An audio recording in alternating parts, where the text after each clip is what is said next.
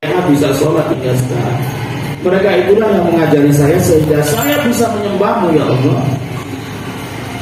Selamatkan.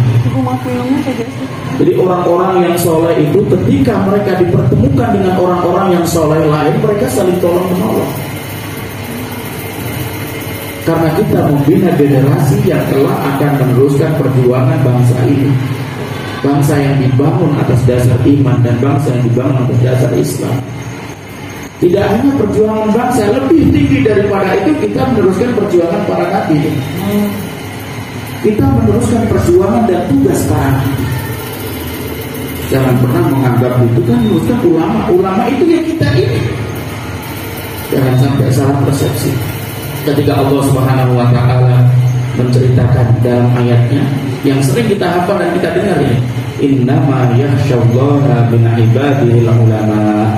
Sesungguhnya yang takut kepada Allah dari hamba-hambanya adalah para ulama. Ulama itu kira-kira maknanya apa? Dalam benak pikiran kita maknanya apa? Pasti semuanya mengarah ulama agama. Iya, Ustaz. Ya, salah. Di dalam konteks ayat tersebut, kalau kita membaca dari awal ayat sampai akhir, itu berbicara tentang bumi, berbicara tentang langit, berbicara tentang gunung, berbicara tentang jiwa kita, berbicara tentang kehidupan kita. Di akhir ayat Allah menutup dengan perkataan yang takut kepada Allah adalah ulama. Ulama di situ berarti mereka-mereka yang tahu pintar matematika, pintar fisika, pintar biologi, pintar ilmu bumi, ilmu. Karena itu semuanya adalah tanda-tanda kuasa Allah, kebesaran Allah, yang mana akal mereka nggak sampai untuk bisa sampai ke arah mereka kecuali hanya kepada Allah Subhanahu wa Ta'ala. Walaupun secara umum ulama ini tidak hanya ulama itu, ulama agama juga termasuk. Kita semuanya punya spesialis masing-masing. Ada guru matematika, ada guru fisika, ada guru tahfidz, ada guru ngajarin cara baca Quran. Itu semuanya adalah ulama yang ada di bidangnya masing-masing. Keilmuan tersebut adalah keilmuan yang membawa kita takut kepada Allah Subhanahu wa Ta'ala. Masya Allah. Tadi saya sampaikan ini tugasnya para nabi, yang kemudian kita lanjutkan sebagai manusia biasa. Kita sedang melanjutkan perjuangan para nabi. Kok bisa? Iya. Ketika Nabi Ibrahim alaihissalam berdoa dan memohon kepada Allah Subhanahu wa Ta'ala di masanya, Rabbana ba'ath fihim rasulan minhum yatlu 'alaihim ayatika wa yu'allimuhumul kitaba wal hikmata wa yuzakkihim innaka antal hafizul hakim. Ya Allah, kirimkanlah setelahku nanti rasul yatlu 'alaihim ayatika, yang mana rasul tersebut engkau tugaskan agar dia membacakan kepada umat ayat-ayat. Kita membacakan kepada anak-anak didik kita.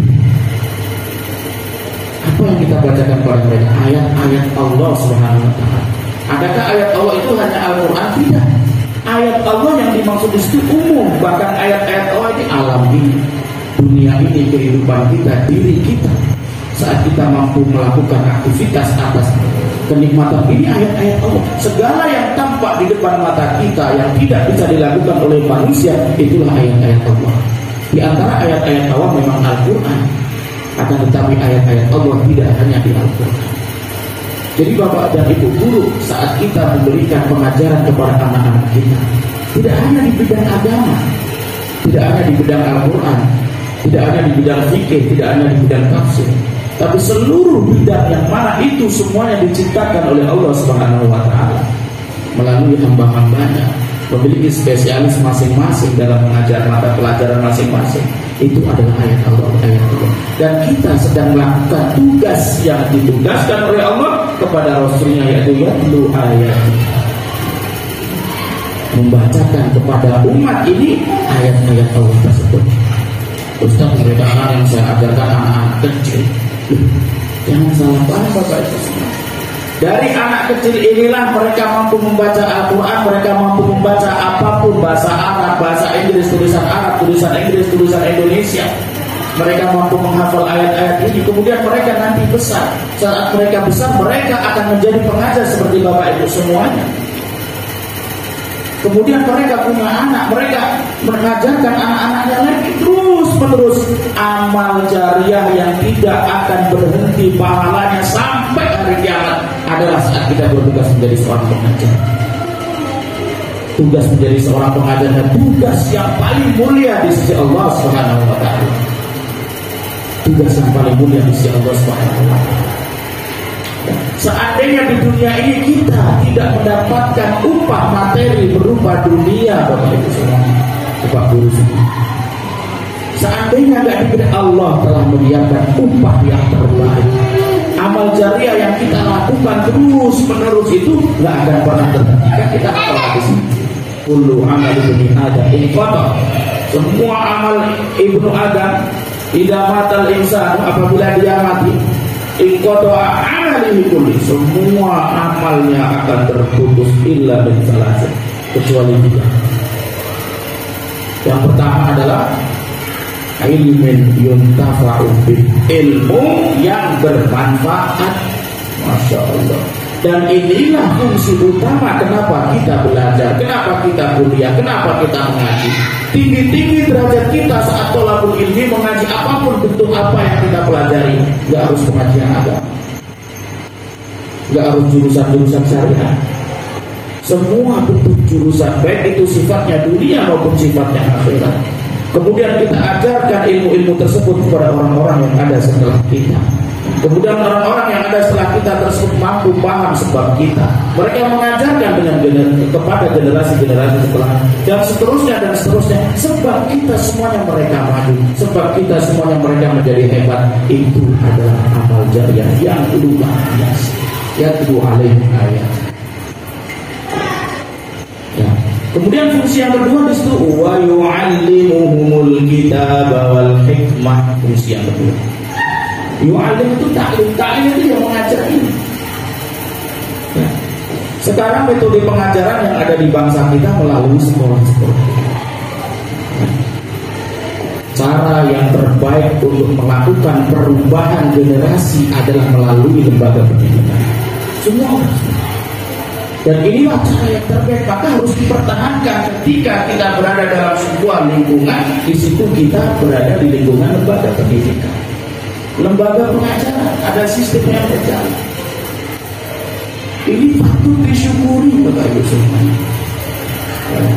Patut disyukuri, jangan pernah merasa minder atau merasa rendah saat kita menjadi guru, bahkan guru TK, bahkan guru SD. Justru kita berbangga saat Allah menempatkan kita ditempatkan mengajar anak-anak yang gak mampu apa-apa sebelumnya, gak bisa dan gak tahu alif ba ta, kemudian bisa menjadi tahu alif. Sama sekali gak hafal Al-Fatihah, kemudian hafal Al-Fatihah. Sebelumnya gak bisa sholat, kemudian dia bisa sholat. Mungkin lebih luar biasa daripada mereka dosen-dosen yang ngajarnya orang-orang yang udah pinter ngaji, udah pinter baca, udah hafal Al-Fatihah, udah pinter sholat, udah bisa sholawat dan lain sebagainya. Bapak ibu yang mengajarkan mereka dari nol, dari mulai nggak ngerti apa-apa, itu lebih baik dan lebih besar pahalanya daripada mereka yang mengajarkan setelah itu. Hanya mungkin perlu kita menata hati. Ya.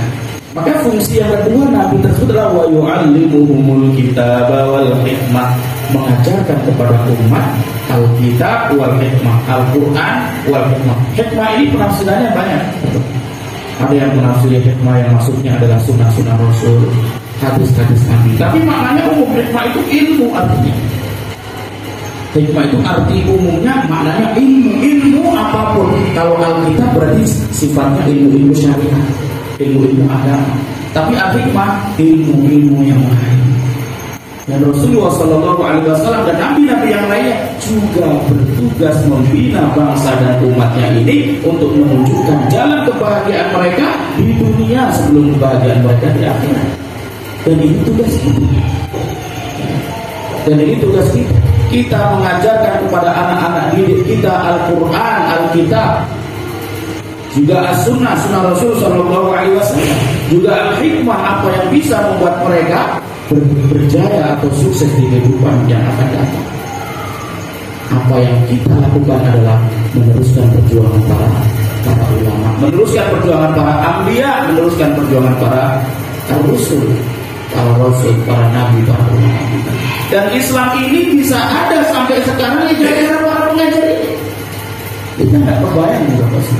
Kalau seandainya madrasah nggak ada, guru-guru nggak ada yang mau mengajar, Islam ini nggak ada. Amar ma'ruf nahi munkar, kuntum khairu ummatin ukhrijat lin-nasi ta'muruna bil ma'ruf wa tanhauna 'anil munkari wa tu'minuna billah. Ketika kita dikatakan oleh Allah kita ada sebaik generasi yang dilahirkan ke atas muka bumi untuk umat manusia, kita memiliki karakteristik juga. Setelah kita beriman, nomor satu, kita adalah amar ma'ruf nahi munkar. Kalau amar ma'ruf nahi munkarnya melalui sistem pendidikan lembaga seperti ini lebih jempol daripada kita tidak terorganisir, daripada kita tidak terorganisir. Amar ma'ruf kita sangat luar biasa. Kita bisa mengontrol anak-anak kita, perkembangannya, akhlaknya, moralnya, pendidikannya, ilmunya, jiwanya, akalnya, dan semuanya kita. Amar ma'ruf yang terbaik itu anak yang ada pada sistem pendidikan seperti ini. Maka saat kita ingin menjadikan diri kita atau bangsa kita atau umat kita khairu ummah, umat yang terbaik lagi, kita pertahankan. Wa yu'allimuhumul kitaba wal hikmata wa yuzakkihim. Wa yuzakkihim ini fokusnya kepada bidang akhlak dan moral. Dan inilah kita semuanya, guru pengajar, tidak hanya mentransfer ilmu ke otak anak, akan tetapi juga mengarahkan akhlak mereka untuk tetap berakhlak dengan akhlak Al-Quran, tetap berakhlak dengan akhlak As-Sunnah. Tazkiyatun nafs, nah ini juga tugas para rasul dan para nabi. Kemudian kita yang melanjutkan tugas-tugas tersebut. Itu doa Nabi Ibrahim. Nabi Ibrahim memohon kepada Allah Subhanahu wa taala agar dikirimkan suatu saat nabi yang tugasnya yatlu alaihim ayatika wa yu'allimuhumul kitaba wal hikmata wa yuzakkihim. Kemudian muncullah dalam ayat lain Allah betul-betul walladzi ba'atsa fil ummiyina rasulan minhum yatlu alaihim ayatihi wa yuzakkihim wa yu'allimuhumul kitaba wal hikmata wa in kanu min qablu lafi dhalalin mubin. Dialah Allah Subhanahu wa taala yang kemudian mengutus di kalangan orang-orang ummiyin, orang Arab, rasulan minhum, salah seorang rasul dari golongan mereka, yang tugasnya persis yang diminta oleh Sayyidina Nabi Ibrahim alaihissalam. Yatlu alaihim ayati, yang tugasnya membacakan kepada umatnya ayat-ayat Allah, kemudian memberikan pembelajaran akhlak, pembenahan jiwa, kemudian mengajarkan kepada umat-umatnya Al-Quran, As-Sunnah, dan ilmu-ilmu lain yang Allah ajarkan kepada hamba-hamba. Muncullah. Kemudian masa kenabian sudah selesai.